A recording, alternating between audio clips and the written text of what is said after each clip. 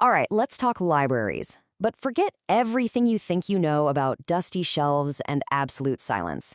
We're going to dive into how technology has completely rebooted one of our oldest institutions, turning it into this amazing, connected hub for the modern world. Let's get into it. Okay, be honest. Who remembers this? Sifting through all those little index cards, that smell of old paper, that feeling when you finally found the one you were looking for? It was kind of cool, right? But as charming as that was, that entire manual world has been replaced by something way, way more powerful. So, here's our game plan. First, we're going to look at the huge mountain modern libraries have to climb. Then, we'll meet the software that's basically the library's new superhero. We'll even put two of the big players head to head. After that, we'll see how libraries are actually reaching out to us online. And finally, we'll tie it all together and see why any of this really matters. All right, so let's kick things off with the big problem. I mean, we are all swimming, drowning, really, in an ocean of information every single day. So how does a library, the original house of information, even begin to keep up with that? That's the challenge. You know, today's libraries are just these incredible, vibrant places. They're not just about books anymore, they're community centers. But behind those cool architectural designs and comfy reading chairs, there is a massive operational headache. The sheer amount of stuff, books, ebooks, articles, you name it, means the old school way of doing things just doesn't cut it anymore, not even close. Let's really dig into the pain points of the old manual system. Just imagine being a librarian and doing the same tedious tasks over and over. Trying to find one specific piece of information could take forever. Managing the budget was a nightmare. And getting a book from one library branch to another, a total logistical mess. It was just slow. So something had to change, right? And it did. This is where the hero of our story comes in, a powerful digital engine that basically acts as the library's beating heart. And that solution is called Library Automation Software, or LAS for short. Honestly, the best way to think about it is as the library's brain or its central operating system. It's the software that manages absolutely everything, from the moment a new book is ordered to the moment you check it out, and every little step in between. And this is where you really start to see the magic. LAS takes over every major part of running a library. It handles buying new books and managing the budget. It creates that awesome online catalog we all use to find what we need. It completely automates checking books in and out. It even tracks all the magazine subscriptions and gives the library hard data so they can make smarter choices about what to buy next. But here's where it gets interesting. You might think all this software is pretty much the same. Well, not so fast. There are actually two completely different philosophies for how to build these systems, and we're going to look at two perfect examples that show this split. Okay, first, let's get this difference down because it's super important.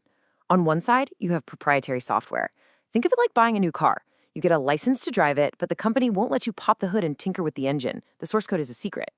On the other side, you've got open source. This is like being handed the complete blueprints to the car for free. You can use it, change it, and a huge global community is constantly working together to make it even better. And here they are, our two main examples. On the left, representing the proprietary world, is eGranthalaya, which was developed by the Indian government.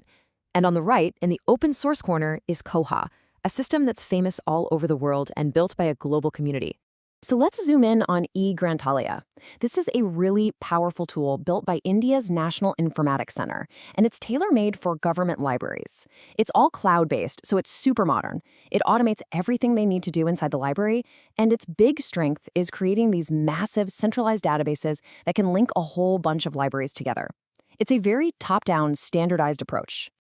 Now, let's talk about Koha. This is a whole different animal. Its power comes from that open source community spirit. It's built on international standards. Don't worry about the jargon.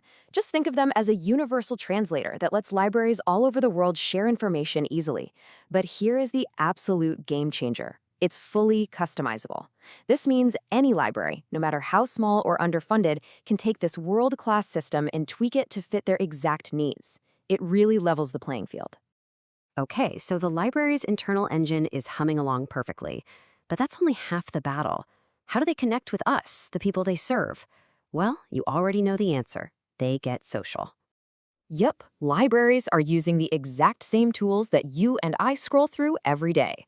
We're talking Facebook, Twitter, blogs, the whole shebang. And this isn't just a fun little extra anymore.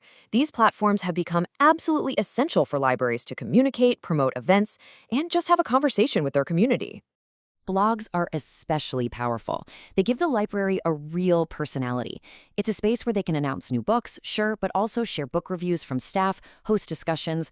Basically, it's about building a true online community for people who love to learn.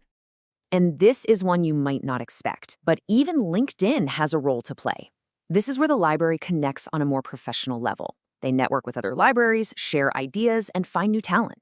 It's the behind-the-scenes professional network that makes the whole system stronger for everyone. And then, of course, you have the big ones, Facebook and Twitter. These are the library's megaphones. They're perfect for all those quick, in-the-moment updates. Hey, author event tonight. Check out this photo from Storytime. It's all about that instant, real-time engagement. So, we've journeyed from card catalogs to the cloud, from manual labor to automation. Let's pull all these threads together and ask the big question. So what? Why does this matter? This quote just absolutely nails it. A lifelong learning system. That's such a powerful idea. It means the library is no longer just a passive warehouse for books. It's become an active, essential partner in our journey to keep learning throughout our entire lives. So if you take away one thing, let it be this. Technology didn't replace the library. It supercharged it. It took it from a quiet, static place and transformed it into a dynamic, connected, and totally indispensable hub for knowledge and community. And that leaves us with one final, exciting question to chew on. If we've seen this much change in just a few decades, what's next? What kind of incredible services and roles will the Library of 2050 have? The possibilities are pretty mind-blowing, aren't they?